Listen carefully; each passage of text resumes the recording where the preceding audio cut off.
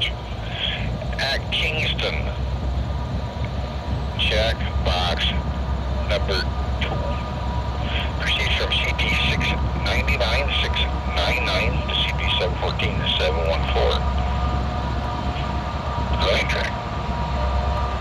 Track 3055, 3055. One box, that's 2.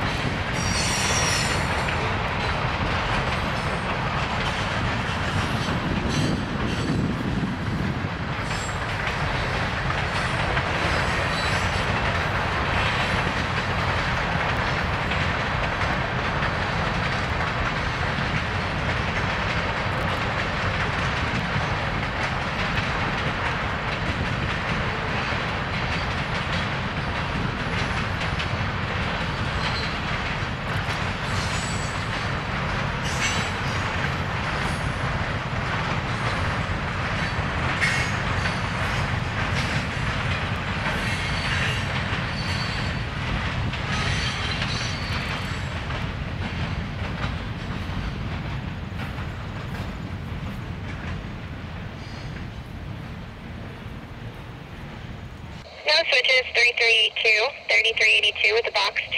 No longer proceeding CP 714, CP 699 on the main. Limits clear 323. 323 in the PM by Carlinger.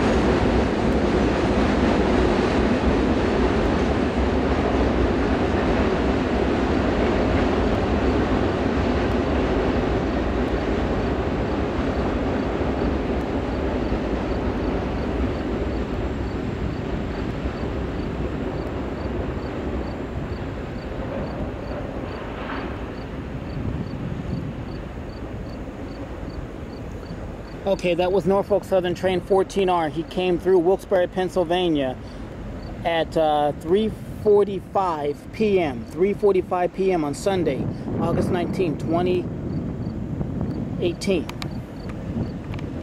When it comes to train watching in northeastern Pennsylvania, Wilkes-Barre is my hometown and original rail fanning stomping ground. At milepost 690, the bridge crosses the Susquehanna River from the city's southwest side into Edwardsville and Kingston before crossing the river back again into Wilkes-Barre on the north side. The bridge at 690 is known by locals as the Black Diamond Bridge, owing that moniker to the area's coal mining past. The railroad calls it the Fish Island Bridge. Why they call it that, I have no idea. The Susquehanna River that it crosses, though tranquil and peaceful most of the time, is also one of the primary reasons for Wilkes-Barre's catastrophic decline in rail infrastructure. In 1959, the Knox coal mine disaster caused by reckless mining flooded large portions of the area's coal mines to the point that they could not be reopened and ended large-scale coal mining in Wilkes-Barre forever. In 1972, Hurricane Agnes practically wiped out downtown Wilkes-Barre overnight when floodwaters covered it in 9 feet of water. Nearly 250,000 people were left homeless as 400,000 homes and businesses, including the railroads, were destroyed. In 2003, a levee system was built that successfully resisted other storms in 2004 and particularly in 2006 when Wilkes-Barre made national front-page headlines when 200,000 people were told to evacuate. This was because of flooding that was predicted to reach the levels of Hurricane Agnes in 1972. From the railroad side of things, the flooding in downtown Wilkes-Barre signaled the beginning of the end for the rail operations there. At least 4 railroads converged in downtown, and in 1972, the Central New Jersey was the first to pull out, curtailing all of its Pennsylvania railroad operations to the Lehigh Valley Railroad. The stretch of the Sunbury line from milepost 692 to around 686 was originally the Wilkes-Barre connecting railroad between the Pennsylvania Railroad's Buttonwood Yard to the south and the D&H's Hudson Yard to the north, and by the early 1970s, the now Penn Central and the D&H were doing their interchanging in either of those places, leaving only the D&H and the Lehigh Valley interchanging in downtown Wilkes-Barre. In 1976, Conrail was formed and the railroad map of the Northeast United States was changed forever.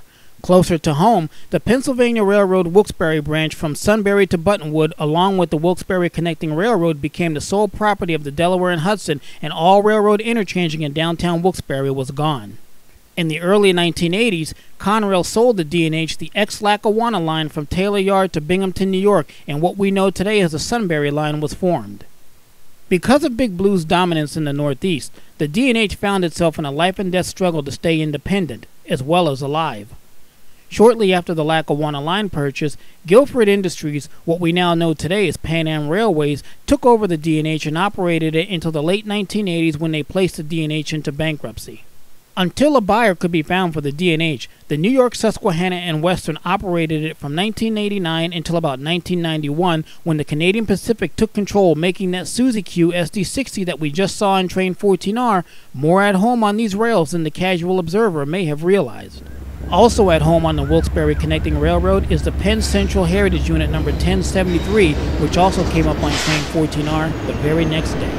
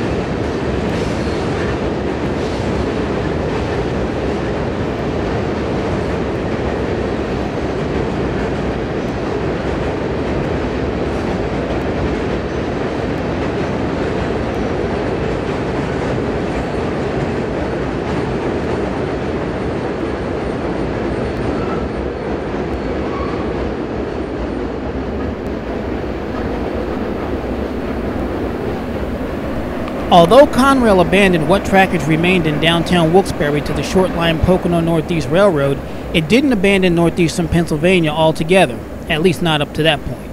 What Conrail did keep was the X-Lehigh Valley and C&J main lines from Allentown Yard to Sayre, Pennsylvania. The halfway point between the two yards was Lehigh Valley's Coxton Yard, which Conrail operated until the mid-1990s when it, along with the line between Mahoopany and Lehighton, was sold to the Reading and Northern, who operates it to this day. Coxton Yard, Pittston Yard in today's Reading and Northern vernacular, is usually a good place to do some diesel locomotive spotting. You never know what you're going to find. Maybe an ex-Norfolk Southern high hood waiting for its day to be reincarnated, or maybe a pair of crimson Jeeps basking in the afternoon sun. A typical daylight morning in Pittston Yard starts off with the entrance of the PIF train. That's the Pittston Fast Freight out of Tamaqua, I think. From there, the PIS crew makes up their train for the day's run up the old Lackawanna line to Taylor Yard and their Kaiser Valley Industrial Track, also ex-Lackawanna. That's what ex-Missouri Pacific SD50 number 5033 is doing today, as it still sports its one-of-a-kind blue Lehigh Gorge Scenic Railway paint. Won't see it anymore, though. The 5033 was painted in standard Reading and Northern green and gray shortly after we saw it here in Pittston. Once the PIS-B train is made up, it's off to Taylor Yard. Because Taylor is owned and operated by NS, and because the Reading and Northern has to utilize part of that yard to reach its own track, the Reading and Northern crew has to stop at Minooka Junction and receive permission from the yard master in Binghamton, New York, to proceed up Track 17 to the connection with its own track.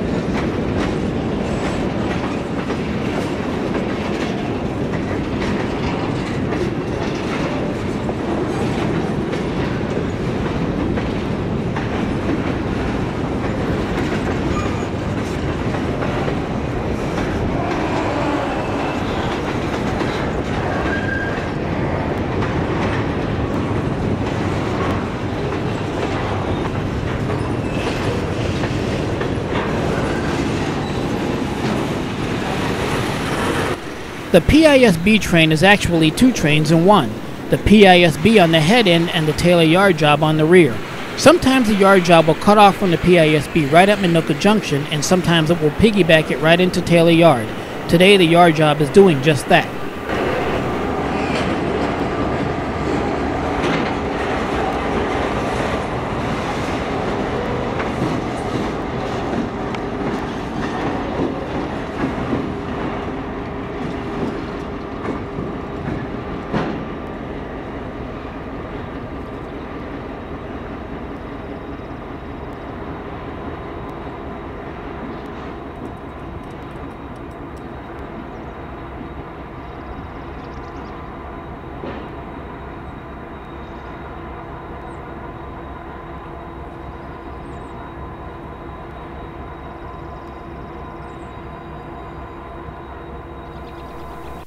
I'd mentioned in Volume 2 that the Reading and Northern had resurrected a long out-of-service industrial spur on its Kaiser Valley branch. To date, no business has been done on that spur, but apparently it won't be much longer, as there were new signs posted alerting railroad workers about the close clearances and not to ride the sides of the cars.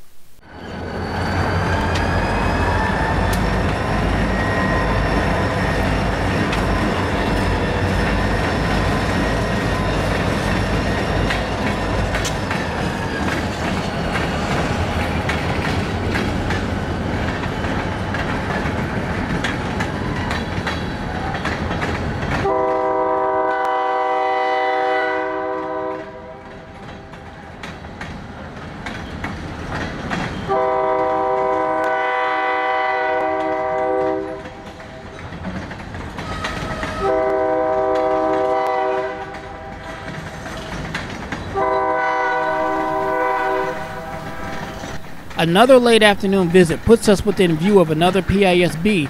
This time it's returning to Pittston after a long day of work. That big pile of rubble in the background is what I climbed to get those aerial shots of the incoming PISB in Volume 2. I was really proud of that. Although, I'll be even happier when I finally get my aerial drone.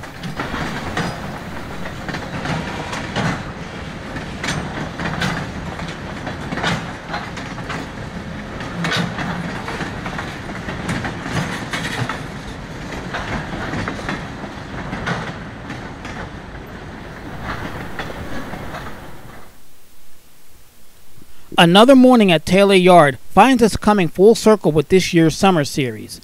For several months you've heard me talk about the eventual demise of the ST-80 Max in their present form. Today, 7212 has made an appearance at Taylor and is seen here mingling with the local power as the sun rises in the distance. A little FYI, the units sitting there in the yard are the same two that we saw down at Buttonwood earlier in this video.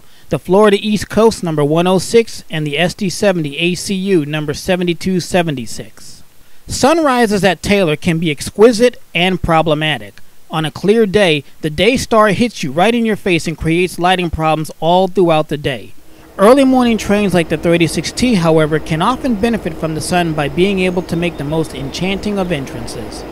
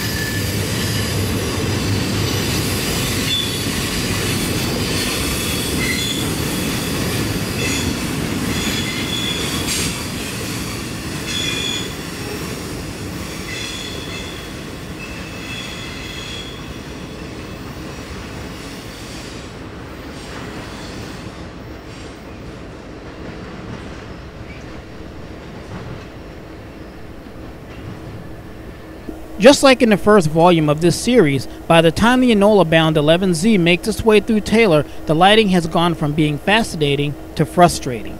On the plus side, there was an unexpected surprise in the form of an old friend that's been hanging out with us all through this series.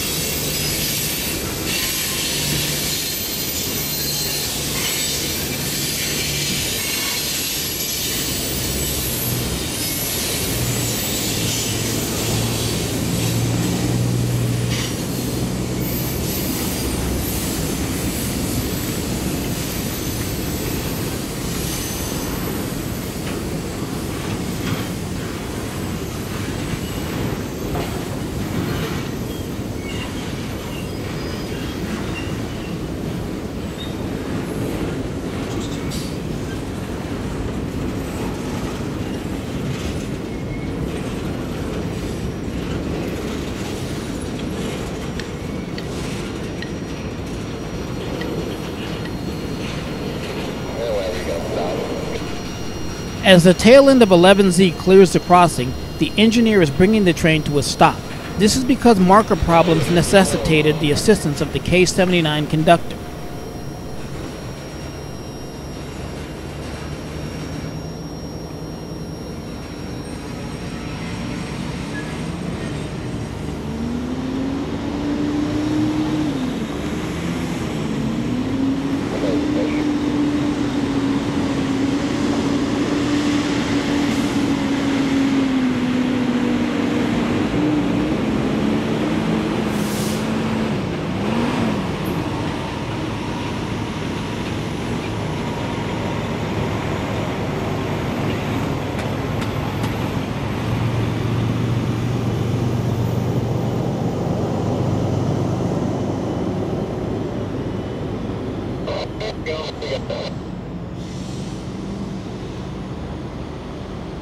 Heads up. Have a good one, guys. Anytime.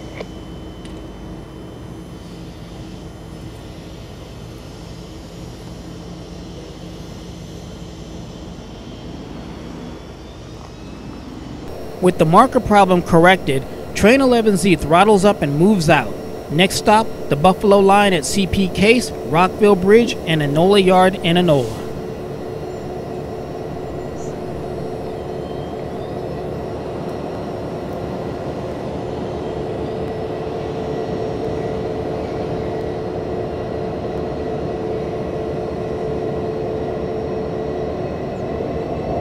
The SD-80 Max were the last locomotives ordered by Conrail as an independent railroad. When the Big Blue was chopped in half like a big pizza, about half of the 80s went to the Norfolk Southern.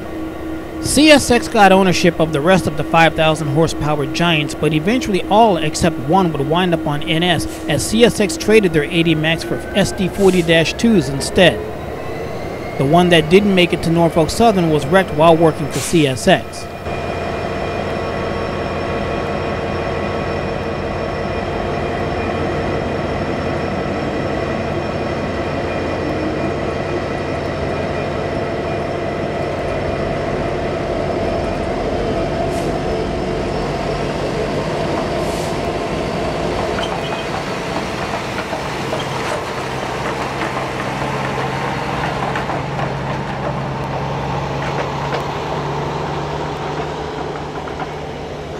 "2018 was a landmark year for colorful locomotive power showing up in Taylor Yard. Today, one of Florida East Coast's 4 SD-70 M-2s on lease to Norfolk Southern has come down on the day's H97 local train to spend the day working in local service. As you watch this video, all 4 FECs have since been returned to Florida.